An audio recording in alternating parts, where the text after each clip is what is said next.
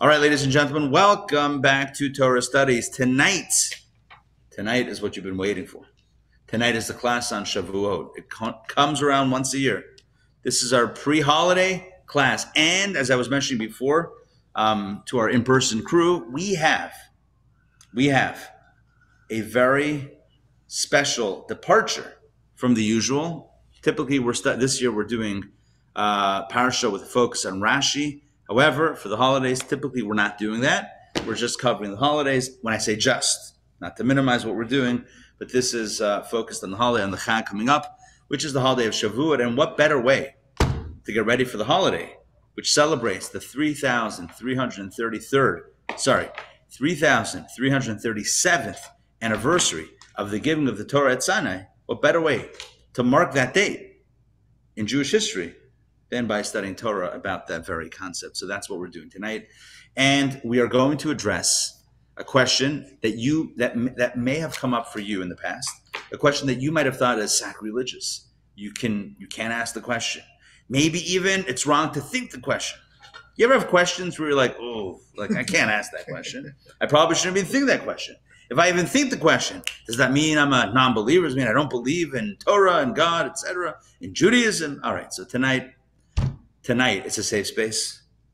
Everyone gets to, think these types of questions. We're going to ask some tough questions and hopefully walk away with some really cool answers and perspectives on Torah and the significance it has in our life. The imperative to study what we call Pnimiyut HaTorah, which means the Kabbalistic or the deeper dimensions of Torah, and integrated with the revealed parts of Torah. And if all of that felt like we got to the end before we even started, yes, I'm giving you the takeaways before we got started. All right, so now let's get started. Here we go. 3,337 years ago, on the 6th day of Sivan, there was a revelation. I believe the Beatles wrote a song, right? Gonna be a revelation, right? Something like that. Exactly like that. Revolution. Right? Revolution. Oh, I knew it was somehow related. Right. Okay, so revelation at Sinai. Why do we call it revelation at Sinai?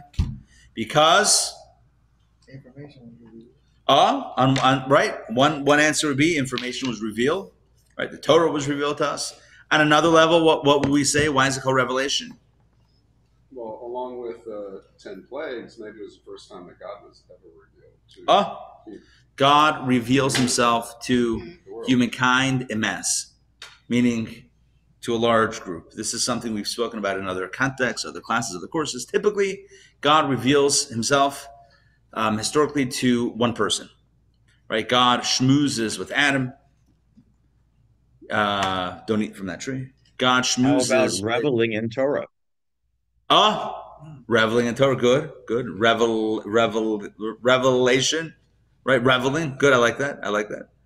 Right? So God typically reveals himself to one person at one time.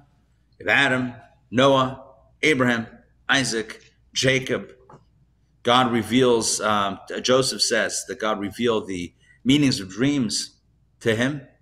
Right? When he says, who am I to interpret dreams? It's that only God interprets dreams, and yet there he is offering his interpretation. It seems like he's channeling something from above. And of course, we know Moses. Moses was the primary prophet. Says the Torah, there was no other prophet like Moses, nor will there ever be a prophet like Moses who spoke to God face to face. And yet, there was one time in human history where God revealed himself to a large number of people. How large was this number of people, you may ask? 600,000. At least 600,000. Well, 600,000 men between 20 and 60 years of age. plus many women and cattle. Let's go women and children, right? Plus many women and children. So if you think about 600,000 men between 20 and 60, I haven't seen the latest census numbers, but assuming, right, the genders would have been equal, that would be another 600,000 women. That already puts the number at 1.2 million people, right? 600,000 plus 600,000. Back to the napkin math, right? Carry the 5. We're dealing with 1.2 million people. Then we have children, boys and girls under the age of 20 and adults, men and women, over the age of 60. So some estimates have it upwards of 3 million. Safe to say somewhere between 2 and 3 million. That's a lot of people. It's a lot of people. A lot of Jews, guaranteed a lot of kvetching, a lot of complaining. Are we there yet? Why are we in a desert? It's way too hot. Who brought the air conditioning? All this stuff. Yeah, huh? This coffee sucks. This coffee, right. This coffee. Who made this coffee? What is happening here? Right. I'm dying of thirst. What's happening? The water's bitter. The manna tastes the same every day. Take it back. Oh my gosh. Can you imagine? There's a reason why the joke goes that the waiter at a Jewish restaurant comes over and says, "Is anything okay?" Right? That's also the Aleph flight attendant. Yeah, it's true on multiple levels. So there's a reason why. Because, and by the way, it doesn't mean that other people aren't picky and complaining. Sure, but we know us, and Jews like to kvetch. Jews like to complain, right? This is bad, that's bad. All right, it's part of the DNA. Good. So what's the thing? So here you have all these people gathered together, and they all saw the same thing. It's incredible. Never before, never after has there ever been in human history a record, a report of a mass divine revelation. Think about it. Typically, when you have the religion origin stories, it's always God appearing to one person, maybe a few, maybe like max, maybe 3. But to 2 to 3 million people, right? That's an incredible thing. And we've had classes which we've discussed that further bolsters, not that we need it, but in case we needed it, in case you wanted it, you know, the origin story of Torah, and how if you have that story, it's got to be true, because how else do you have that type of corroboration? But that's not the purpose of tonight's class. Tonight we're going to look at something else. What was given at Sinai? Now, you might say, well, it was given at Sinai. I read Exodus. I read it cover to cover. From slavery to tabernacle, baby. And I know what it says there. I know what it says there. It says that God spoke the 10 commandments. Right? I am the Lord your God. Don't have any other gods. Do not take my name in vain or create images of me. Keep the Sabbath holy. Honor your parents, etc. Then you have the other 5. So you read those, and you read the episode at Sinai, and you think, okay, well, that's what happened at Sinai. Turns out there's more than meets the eye. And this is something that, again, in previous classes, maybe other courses, other Torah Studies classes, we have discussed that at Sinai, we didn't just get the 10 Commandments, we got the whole Torah. Now, I know what you're thinking, the whole Torah? Right? The other books, the episodes that happen later? All right, hold on, slow it down. One way of understanding, there's actually a dispute in the Talmud about exactly how this went down. Typically, our understanding is that Moses got the Torah, i.e. God told him everything, all of the Torah up until that point. And then for the next 40 years of the wandering, until he passed away, the rest of it was communicated and written down. However, here's the important thing to note. The sages say, and pretty much there's a consensus on that when Moses went up the mountain, right after that revelation at Sinai, it says that Moses ascended the mountain. And he stayed up there for 40 days and 40 nights. So we know what happened when he came down. He came down only to find the Jews doing the little sis boom ba, if that's a thing, around the Egel Hazav, the golden calf. Led by Bugs. Bum, bum. Yeah, bum, bum, bum, bum. Little Bugs Bunny action, right? So there they are, golden calf. Speaking about revelry, right? Lots of that going on there in a negative way. Tablet shatter, right? Everything seems to be amiss, right? Fast forward 80 days, Yom Kippur, forgiveness, second set of tablets. But what happened in those original 40 days on the mountain? Right after the 10 Commandments, Revelation, Sinai, Moses got the entire Torah, all the mitzvahs, and all the details. In fact, a few weeks ago, actually, last week, we read a double portion, Bahar and Bechukotai. And the Torah portion, we have a double portion. The first of the two, Bahar, opens up with the laws of Shemitah, the sabbatical year. right? Where we're supposed to leave our lands, fields in the land of Israel, let it rest for a year every 7 years. The Torah portion opens by saying that this mitzvah was commanded by God to Moses and the Jewish people on Mount Sinai. On Mount Sinai? I don't remember reading about that. And the commentaries say the Torah is mentioning this to remind us that even the mitzvahs that kind of unfold or unspool later on in Torah, everything was taught to Moses, i.e. given at Mount Sinai, not only the core mitzvahs, but all their details. And again, in other courses, I'm kind of pulling a lot of things together. So I'm hitting you with a lot of information, but just to give like a clear picture of all this, the explanations and the rationales and the details that are mentioned, not even in the written Torah, in the subsequent books, but only found first in the oral Torah, the oral teachings that were initially verbally transmitted, ultimately written down in the form of the Mishnah, and then later on the Talmud. Those explanations, basic protocols, etc., all of those were also taught by God to Moses on Mount Sinai. All the mitzvahs and all their details and their observances, how to do them, were taught at Mount Sinai. So what do we get at Mount Sinai? What Torah did we get? 10 Commandments? Sure. But wait, like Ron Popeil would say, there's more, right? If you act now, you will also get the 613 mitzvahs. You will also get a lot of the oral tradition, what we call halacha l'Moshe Misinai, or the Masorah, the tradition and those laws that were taught to Moses on Sinai, the details. For example, tefillin. How do we know that tefillin are black squares with leather straps, right? How do we know that? It doesn't say it anywhere in Torah. We know it because God told Moses, he told us, and it hasn't changed. They've never unearthed a round pair of tefillin that pink polka dots. They've never done it, and it never will be. It's never going to happen. There's never been any report. Jews write down a lot of things. There's a lot of historical artifacts. If you're taking the current Colorful Profiles course, you'll know this firsthand. Tons of artifacts, tons of history. We have unbroken Jewish history. Like, we know what people were doing. We even know when all the disputes were happening, what they argued about. No one's ever argued about tefillin. It's never happened. Oh yeah, there are some arguments about the order of the parashiyot. There's 4 sections of Torah in the tefillin. So there's a dispute between Rashi and one of his grandsons, known as Rabbeinu Tam, as to, Rashi. Look at that. We got Rashi in.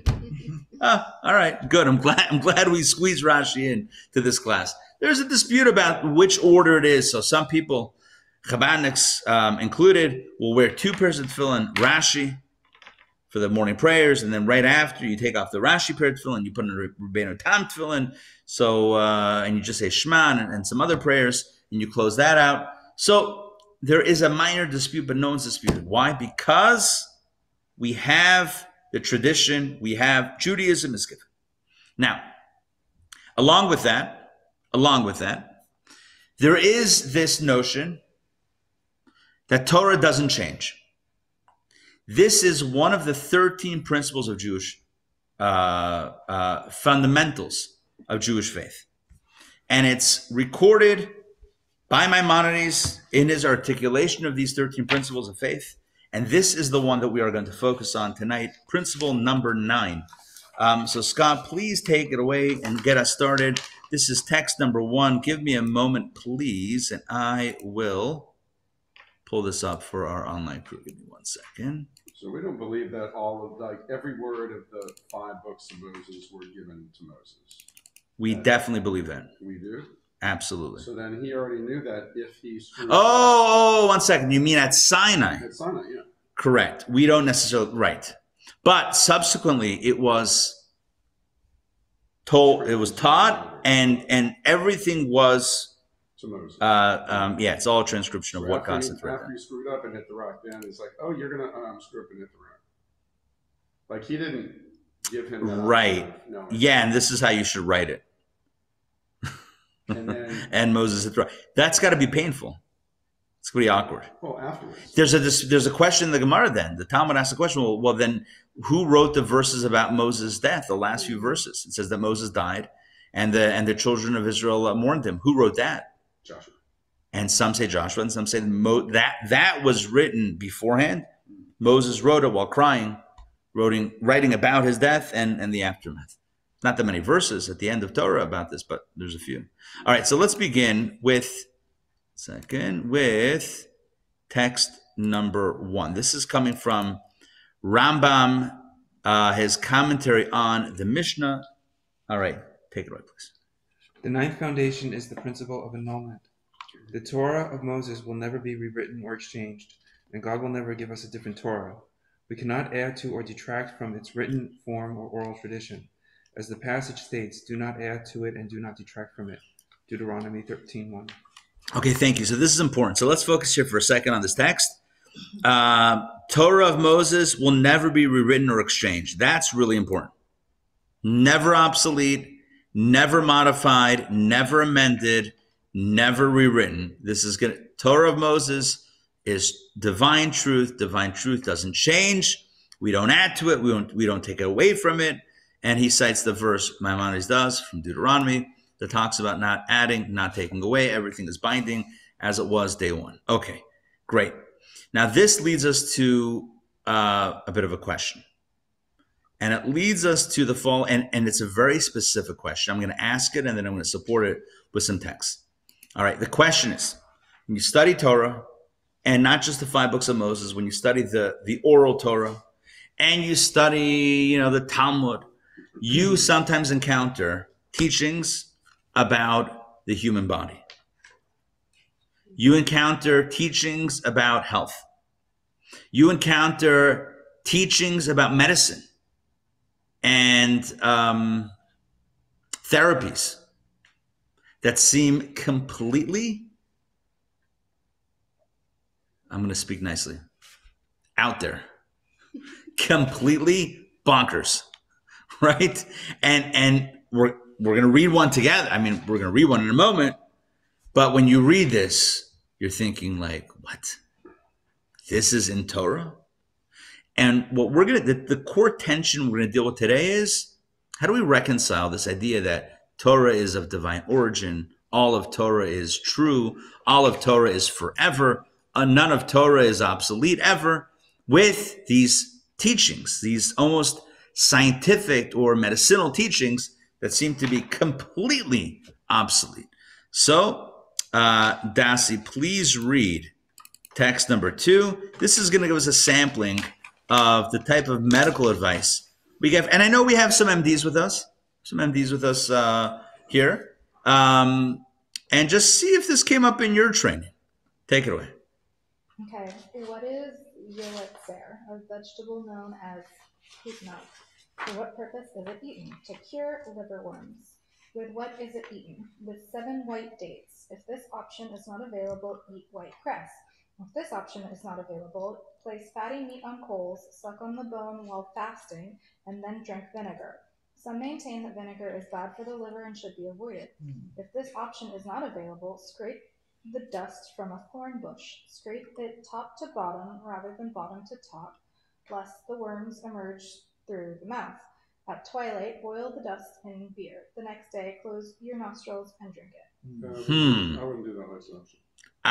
Okay. I like how they have a little warning, how commercials now have, there might be side effects. Like, some people say that Isn't that brilliant? Don't work at all. So. Excellent, Ramon. Yeah, it's like, this is totally going to cure everything, but some say that it's harmful for the liver, should be avoided. Consult your doctor. Right? It's, what? What do we do? What is happening here? Now, most of us, okay, hold on one second. If I were to ask you, well, what do you make of this? What would you say? Like what do we do with this now? Like what, huh? First of all, a huge question mark just flashes through the eyeballs. But then after that, the next step is, okay, now what do you do? Now, so what's the deal with this? It's in the Talmud, right? Now, so how do we make sense of this? No, what would you say? I'm literally opening this up. To me, you'd have to take like a mystical interpretation of it. Maybe a mystical interpretation. Yeah. Good. What else? What might be an approach to take in a situation like this? Try it. I don't know. Try it. Yeah, I don't know. Just a historical artifact. that was what people believed in that time. Oh, perfect. Good. I think that's a reasonable response. Daci's saying, well, maybe it's just a historical artifact. This is it's like a record of what people thought, what they believed, maybe what they practiced. And either it did work then or it didn't work then. We don't know. We weren't there. But certainly medicine has evolved and, right, no need to try this with or without the vinegar piece of it. No need to figure out how to comb your thorn bush one way or the other, mix it with beer. I know I'm taking away all the fun out of these refuot, but I don't know. I don't think anyone's doing it.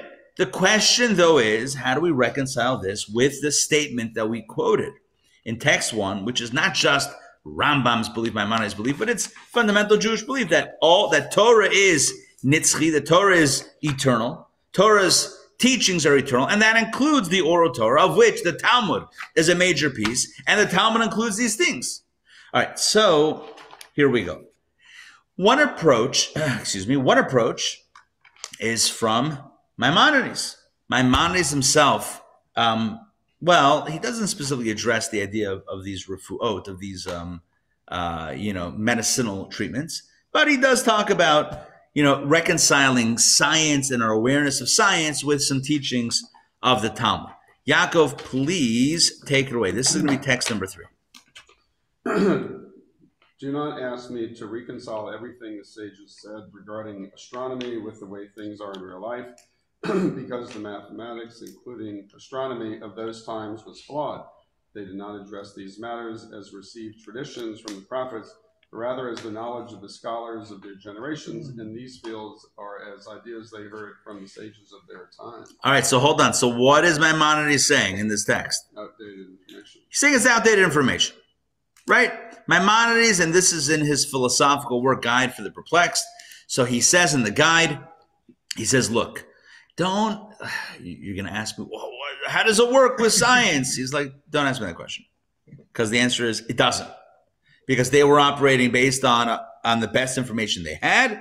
So they were sharing teachings, and they were kind of they were spinning off of what they thought they knew, or what science or medicine or whatever it was. In his direct example, astronomy, what they believed to be true. And so they were basing it off of that, and then launching from there. When times change and information changes, obviously that is essentially incorrect. Now, it doesn't mean, just to be very careful here, what he's saying is, even though we have this foundational idea that all of Torah is eternal, he says that simply does not apply to the scientific discussions that are not based on Torah tradition passed down from Moses, but rather based on the modern science of whatever era it was taught in. So they thought that was it. So they based off of that, and it's not true. So anything that's based on Torah, God, divine tradition, that doesn't change. Anything that's based off of, let's say, science, or I guess we would call it today pseudoscience, that doesn't have a solid foundation. But even the stuff from the Torah, there were so many different opinions of the rabbis in the Talmud about what each meant and how you should do it. Good. So it's not exactly, it's not hard and fast. You're saying even within Torah tradition, you have different. I don't Good question. I would say the machloket, the dispute that we have in Talmud about various laws, it's all within a certain framework. It's all within a certain it's not like no one's saying, oh, tefillin, again, no one says tefillin is something totally different. Right. So there might be a small area of difference, certainly in cases or things that have come up or that came up later. But at the core, it's pretty much within a certain framework, as opposed to these teachings, which are completely disregarded, like no one's doing this. And so the question is, again, how to reconcile that. And Maimonides is saying, although his context is astronomy, he says, look, you're going to ask about science, and in this case, medicine. In our context, medicine, you can ask, but the answer is they didn't know. It's not based on Torah. It's not Torah. They weren't teaching Torah. They were teaching refuot. They were teaching healing, right? Medicine, herbs and spices and whatever. right? I don't know how we got to Colonel Sanders there, but they were teaching that based off of the best information they had at the time, which again doesn't necessarily have to hold. Yeah. I mean, since it was like a writing down of the oral Torah, could that stuff not be seen as like adding to the Torah? Because like if you're saying oral Torah was like taught at Sinai, but then they're adding these like, you know, healing techniques of their times that aren't Torah traditions, how was That's a that great not question. adding? I'm going to repeat your question. That's he's asking. Well, one second. So if you take this approach of Maimonides, you have maybe even a bigger question, because we might have reconciled the question about what to do with that stuff, but now you have a bigger question. Why did they include those ideas in the Talmud? If it's not Torah, right? Put in the farmer's almanac. I don't know if that's a thing, right? Put it in, you know, whatever it is. Put it in some sort of medical journal, right? The New Babylonian Journal of Medicine. That's a playoff of the New England Journal of Medicine for those playing at home, right? But like, right, why not put it in some sort of journal? And you know what? You can include it as like a pamphlet. If you buy the Talmud, we'll give you, like, we'll shrink wrap it and put a little booklet on there, you know, 5 things to consider eating if you got whatever, you know, trying to cure whatever it is. But like, what does it mean that they include it in the Talmud? Excellent question. We're going to get to it in a second, yeah. I was going to say that it kind of seems like, to your point, they're not saying to throw it away, obviously, because it's still in there. So I think this is also maybe advocating that just to not read it at a surface level sort of way. Okay, good. Hold that thought, because we're going to get back to it. Right? There's more than meets the eye. I'm sure Maimonides' medical advice is a lot of it's outdated. Oh, the irony about Maimonides, as you're saying, Yaakov, is that a lot of what he writes in Hilchot Deot, which also was turned into a song. Deot. All right. In Hilchot Deot, his laws of like character refinement or whatever, he writes about healing and medicine and taking care of the body. And a lot of what he writes is not necessarily what we follow today. So the question, ironically, the question comes up in his own work. And both questions, number one, how is it obsolete? And number two, if it only was based on the medical science of the time, why did he include it in a book of halachot, in a book of laws? In other words, he could have written in halacha, in his book of Jewish law, you have to maintain your body. Therefore, consult with your local physician. He could have written that. And he could have even written, oh, and do I know a guy? And you could even put, you know, like those signs on the telephone poles, right? A little 555 1212 or whatever it is. You rip it off, and it's got his number. You call it, and it's Maimonides hotline, right? He could have done that, but no. He also writes particular methods of healing, and the question is why? Why does he include it? This leads many to reject what Maimonides, or reject sounds way too strong. This leads many to go in a different direction than what Maimonides writes in his guide to the perplexed, and insist that no, the parts, the refuot, the medicinal, that's the right, medicinal, there you go, the medicinal teachings in the Talmud and in other areas of Jewish law and Jewish thought are indeed considered Torah, and therefore are are part of this canon, which again just reawakens our original question. Well, then if Torah is eternal, then what do we do with these things? And so let's go through a few more texts. Text number 4. Mira, please read text number 4. Hold on one second. Let me pull this up. There must have been a lot of liverworms in order for it to get into the Talmud. There's a lot of liverworms. So many liverworms. I don't even know what that is, but it does not sound like a good thing. It's a liverworm. They break it out. So they fall to your A parasite in the liver, yeah. Ugh. You know what? I mean, like, I don't think they had the food safety technology that we have today and the know-how. So you would imagine maybe a lot of pasteurization wasn't invented, right? So like, But I think that was Louis Pasteur. The vinegar may have helped. Yeah, and some are like, no, don't do the vinegar. I'm like, all right. Now we don't even know what to do. The only thing that would have helped. All right, text 4. Our sacred Torah is bound to God's supernal wisdom, and all the wisdoms are included in it. All right, so that indicates, look at that, all the wisdoms are included. You see that last line, that last little shtickle, as we say in Yiddish, the last piece? All wisdoms are included in it. That means including refuah, including medicine and healing. Take a look at text 5. Ramon, please read this one. This is from the Ragachover Gaon. Now, the healing remedies mentioned in the Talmud are categorized as part of the oral Torah that was transmitted to us from Mount Sinai. There you go. And he writes specifically, he writes clearly. Now, he's a fairly modern scholar from the 1800s, mid-1800s to the 1900s.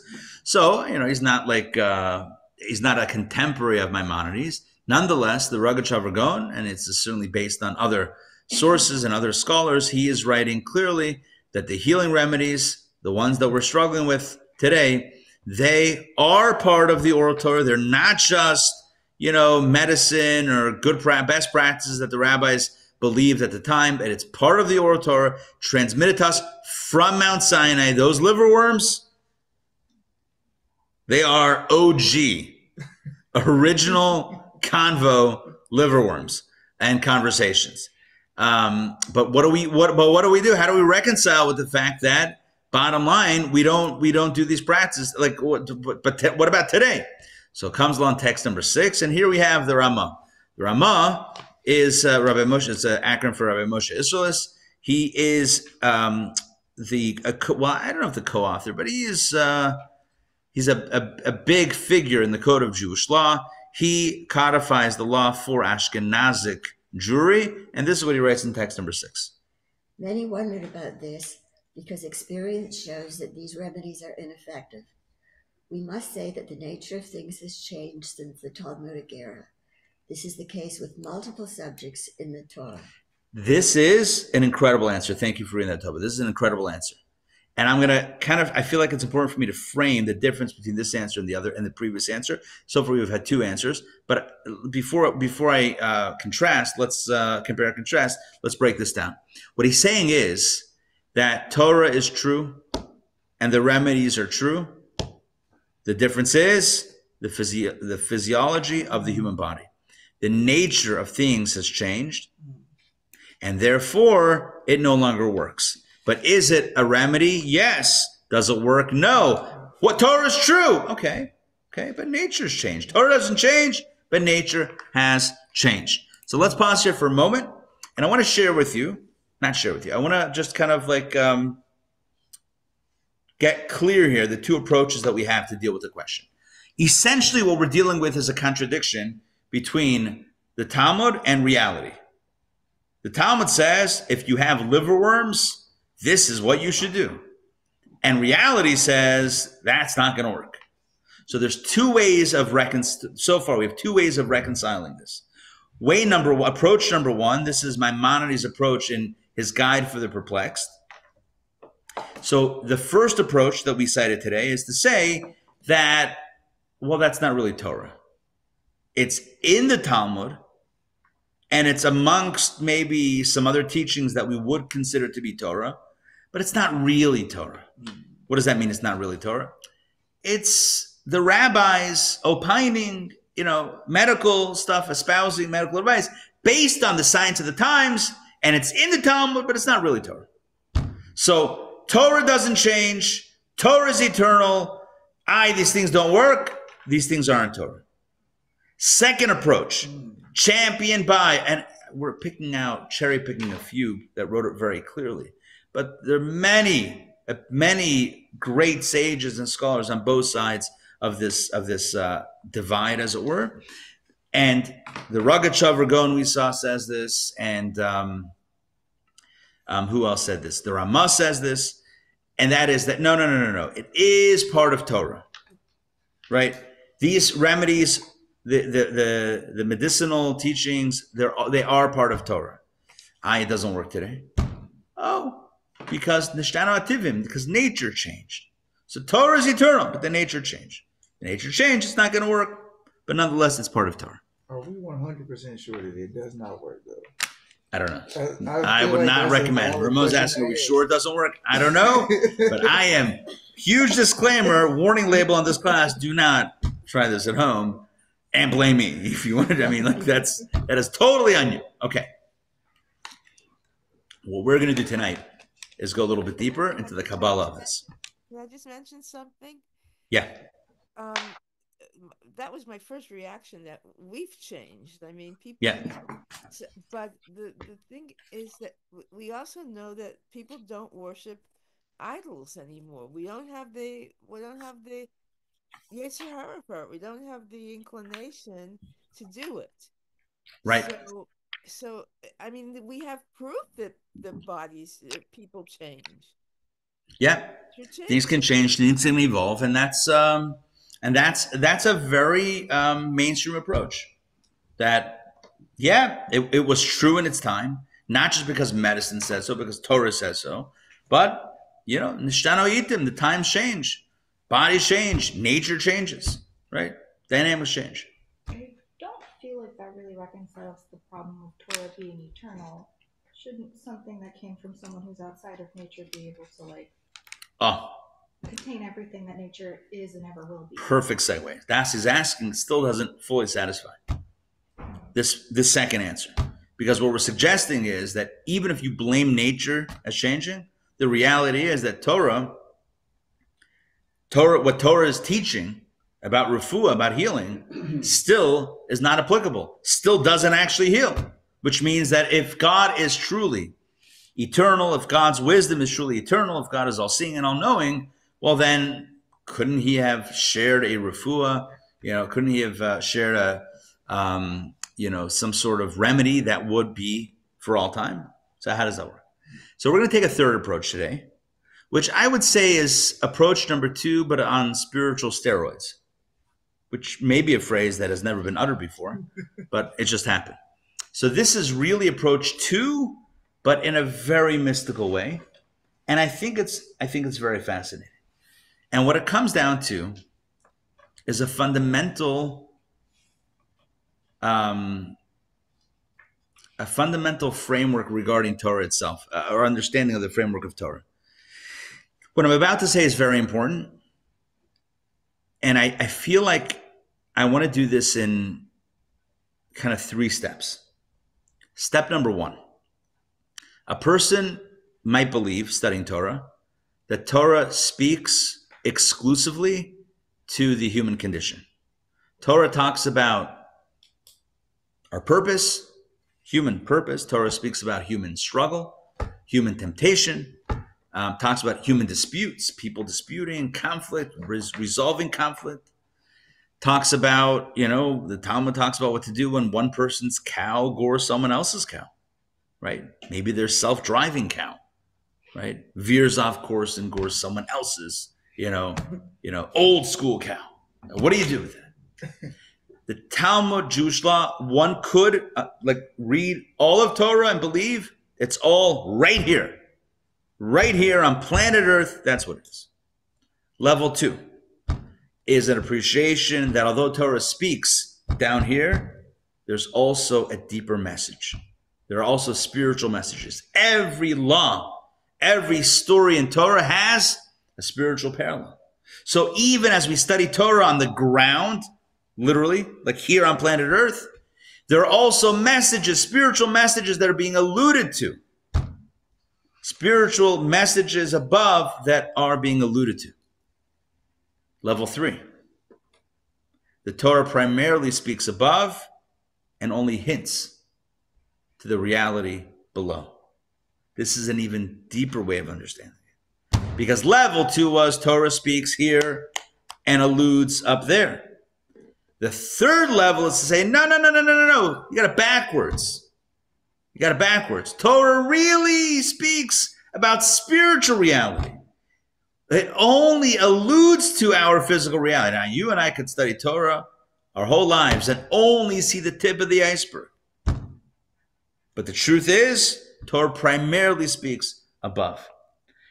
There's a little bit of, and the commentaries discuss this, and the conclusion is, the consensus is, it is level 3. Torah is medaberet dalyonim. Torah speaks above, umiramezet, and only hints or alludes to betachtonim, the lower reality.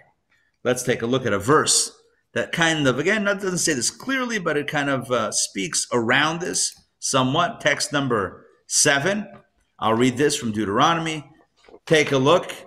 From the heavens, he let you hear his great voice to instruct you, and on earth he showed you his great fire, and his words you heard from within the flames. What comes first? First the heavens, and then the earth.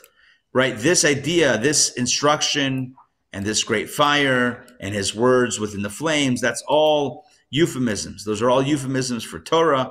Torah begins in heaven and then comes down to earth. Torah speaks above and only alludes below. Here is the full context of this idea of this quote. We could have pulled out the last line. HaTorah midaberet be'etzem b'elyonim v'ramazot b'shniyot b'tachtonim. Torah speaks primarily above and only hints secondarily to the reality below. That's the last line. But let's go through this whole reading. Because the context here are the 42 travels recorded in the book of Numbers that we're starting this week, the book of Bamidbar. Throughout the book of Bamidbar, we read about the travels, the journeys of the Jewish people. And there are 42 stops. So let's read text number 8. I'll read this again, page 105. Our ancestors made 42 journeys from Egypt to Israel. These 42 journeys correspond to another set of journeys that they made in the heavenly sphere, the source from which all existence emerges. These spiritual journeys led their souls to the supernal Israel and Jerusalem perched in the celestial sphere. This is why the Torah states that Moses wrote their departures according to their journeys as God instructed. This passage was written first and foremost to explain that our ancestors' heavenly journeys were in perfect concert and were the actual cause of their earthly journeys. That's very important. Let me pause here for a moment. There were 2 parallel journeys, the one below and the one above. And the one above is what precipitates the one below. Let's continue. The Torah goes on to state, and these were their journeys according to their departures. This tells us that our ancestors were aware of these dual journeys and directed their physical journeys to be in perfect alignment with and precise replicas of their spiritual journeys. Listen to this. The ancients, they could see the spiritual path.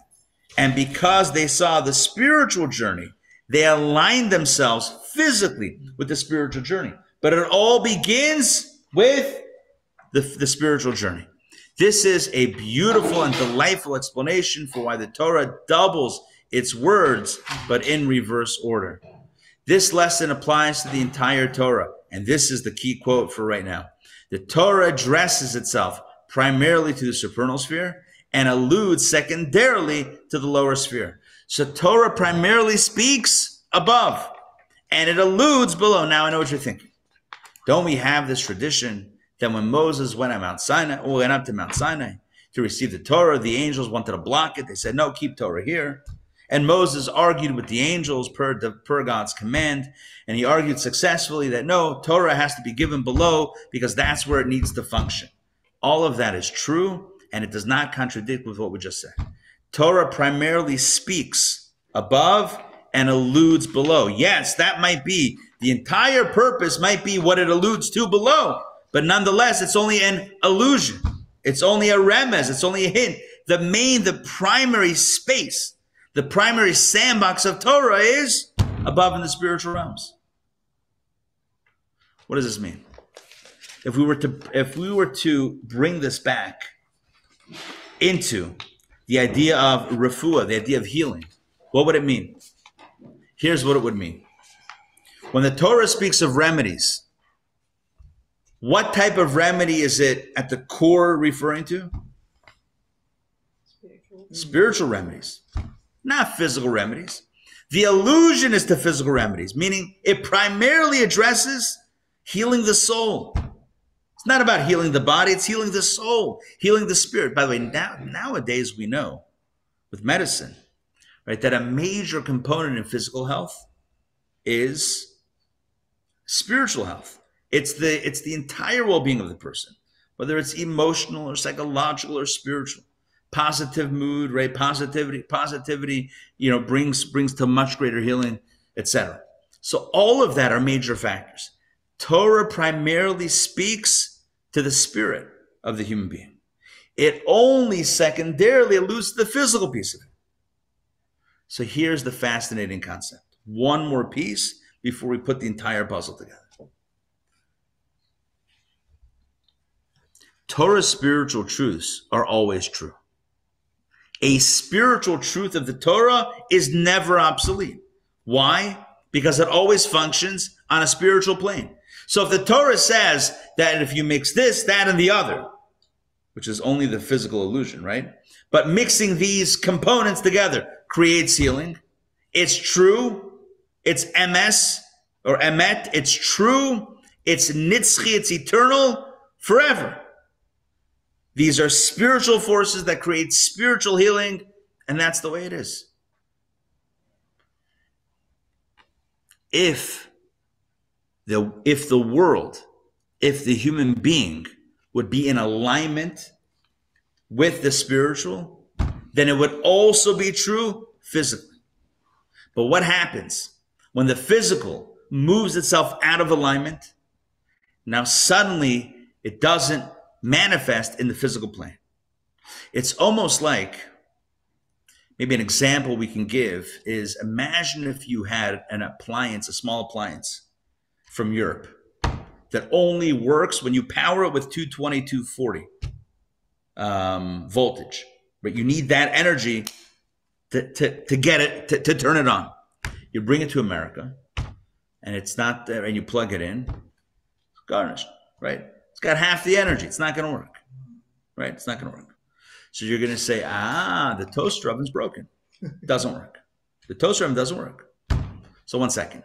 Is it that the toaster oven doesn't work, or that your connection is faulty? You're not channeling the energy, or it's not compatible with the energy source. That's the issue. The issue is not your toaster. I think it's just called a toaster. The issue is not the toaster. The issue is the connection, the alignment. Are you in alignment? So when the human condition is in alignment, then you have a perfect flow of energy from above to below. All of Torah's teachings, all of Torah's truths, all of Torah's refuot, healings and remedies, right? All of the medicines of Torah perfectly apply not just spiritually, but also physically. But what happens?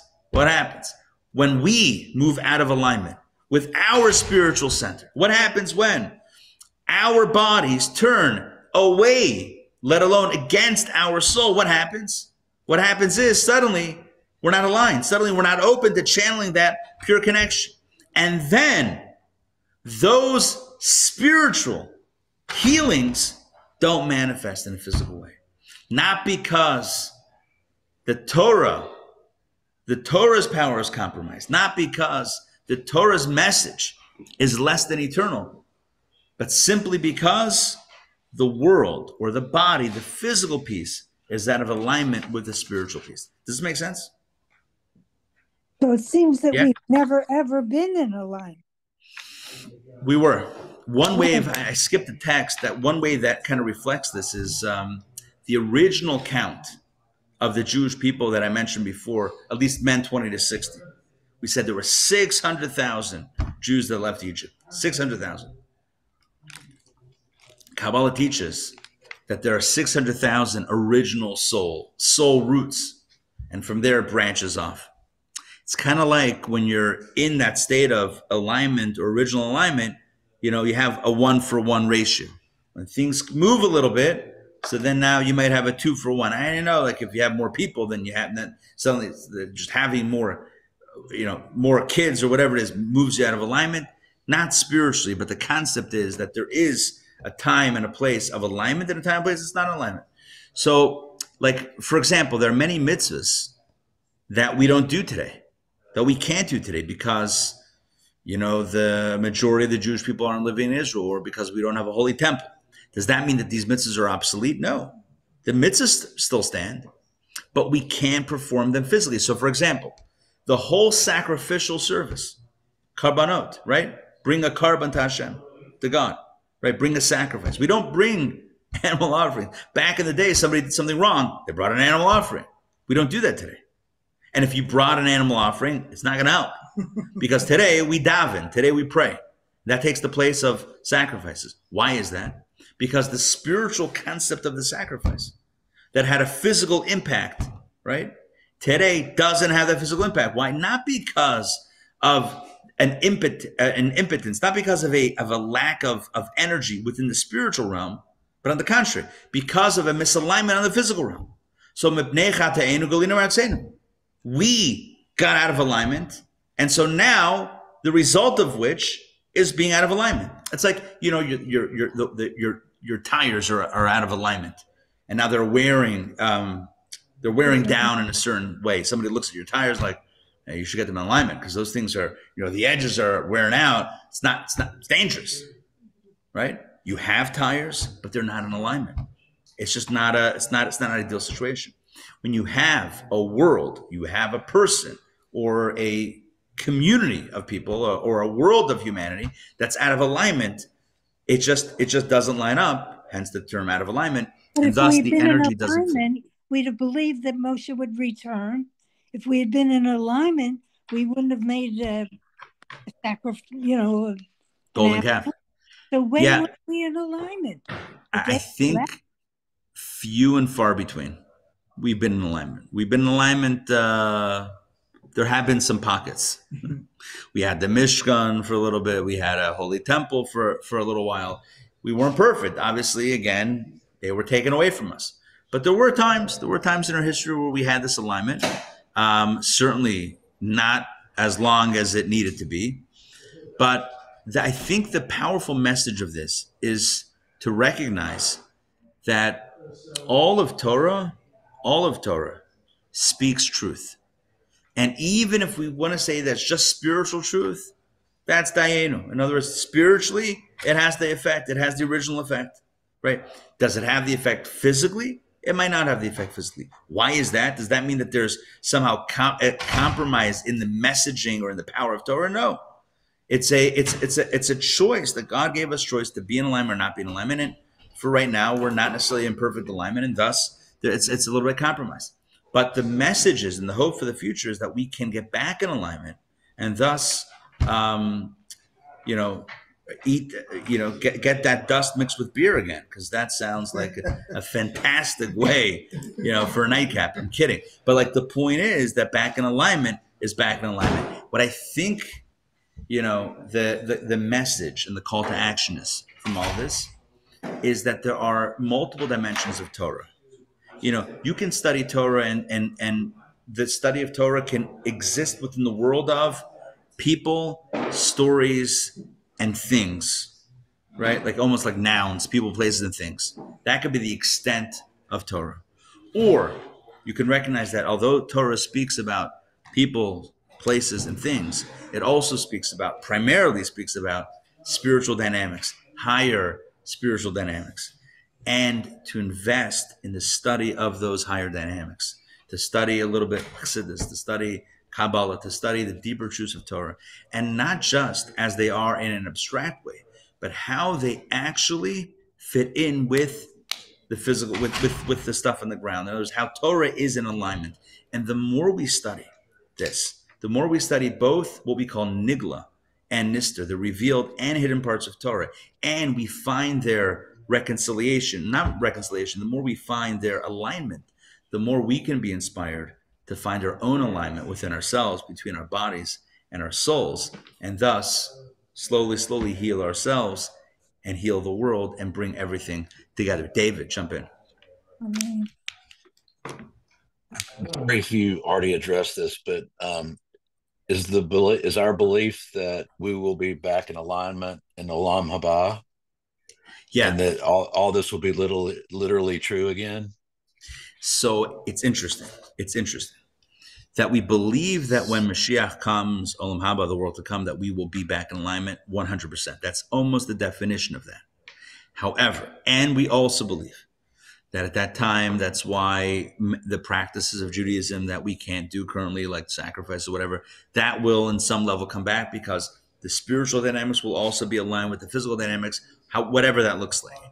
As to the specific context here, the refuot, the medicines, I don't know. I've never seen a statement that says, might as well throw out everything you know about medicine because when Mashiach comes, we're back to the vinegar.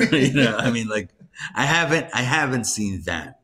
It would be interesting though, because I think to your point, because you're asking a very good question, if we follow the logic, that should follow, right? Like if that's the argument, not argument, if that's the idea, right? That Torah's, that the refuot of Torah are that the medicines or the remedies in the Talmud are coming from Torah, and thus it's eternal, and those are spiritual. And it's just that today we're kind of out of alignment.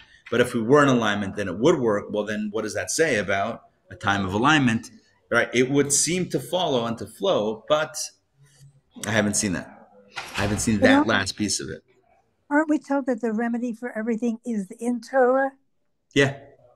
But my personal take is there are some diseases that we cause upon ourselves, not that God gave it to us for any reason. Yeah. Also, that's also true.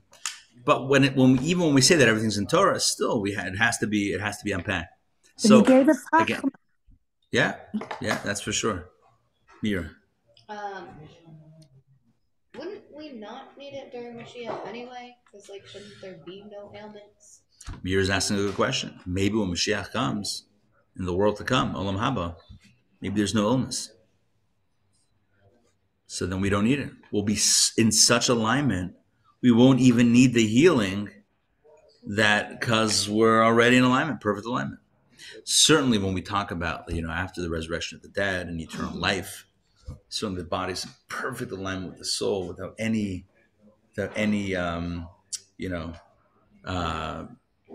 glitches. So on that level, makes sense. All right. So maybe that answers the question. We won't need the healings. Right, like the professor said to Marty McFly, where we're going, we don't need remedies. Something like that. As I paraphrase. All right, that takes us to the end. So on that note, I want to wish everybody a Chag Sameach. I think it's important to note that of all the Jewish holidays, this holiday that's coming up next week, Shavuot, is typically the least well-known or the least known.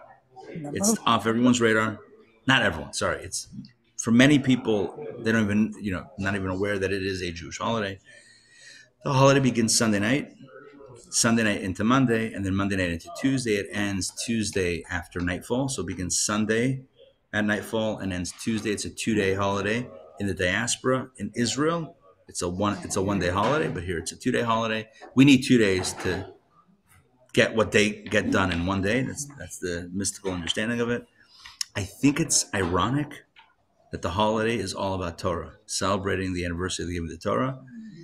When I say it's ironic that it's so far off so many people's radar, because it's on many levels the most important one. Without this one, we don't have anything else. If not for the Torah, then what do we have? We got nothing. We don't even know about the Exodus because it's in the Torah. I mean, without this, so this is like in many ways, of course you needed an Exodus to be out of Egypt to get the Torah. But in many ways, this holiday is the most important. There are many observances. I'll mention 2.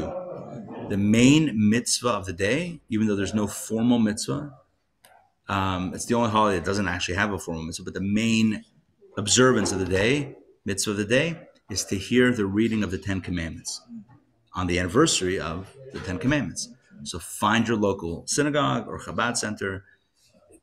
This would be Monday morning, and listen to the 10 Commandments. It takes 5 minutes.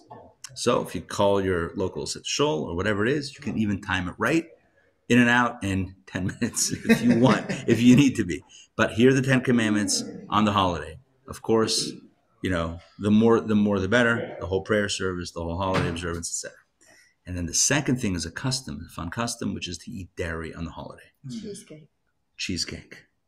ice cream, blintzes, whatever your jam is. You can even eat cheese with jam. That also works. That is a little bit about the holidays. So 10 Commandments, dairy, and of course it's about the Torah and the message therein. And it's a good day to commit to increased Torah study, not just the reveal parts, but also the hidden parts. All right? I think we need a refuah shlema for Yared. He has pneumonia. He's in the hospital in Ashkelon. I'm sorry to hear that. Yeah. Do we have his Hebrew name, Yared? Yehuda. Yehuda? Yehuda Leib, not Leib. It's Leib. Okay. Ben Yehudit. Yehuda Leib Ben Yehudit should have a refuah shlema. Halevi, and be back up and running and defending our people very, very soon. And all of us should be healthy. It says, by the way, that at Sinai, anyone that had any ailment, any illness, standing at Mount Sinai was immediately and miraculously healed. So shall it be for anyone that needs a refuah shlema. Anyone that needs healing should have an instant healing even before the holiday. We should all be in good health, because without health, it's hard to do the other stuff. So start with good health, and then we'll get the spiritual stuff, and everything else will flow. All right, thanks for joining me tonight. Hope you enjoyed it. Now it's time for sushi. As we do. Wait, your mother has a question. Oh yeah, hey. Yeah, I just want to. Was it also, weren't the Jews revealed as a nation? Say it again. Weren't the Jews revealed as a formal nation? Giving out Torah. I guess so. Yeah, you could say the first time they assembled as a nation and got a national mandate. Yeah.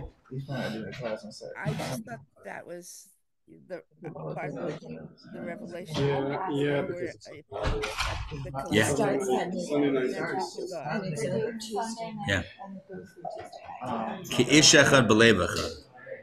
Like one being, like one person with one heart. Very special. Yeah. So it should be. We need as much unity as we can get. All right, Mom. Good to see you, David, Kay, Danny, Doreen, Faye, Catherine, Dr. Maxie. Good to see you guys. Lila Tov. See you soon.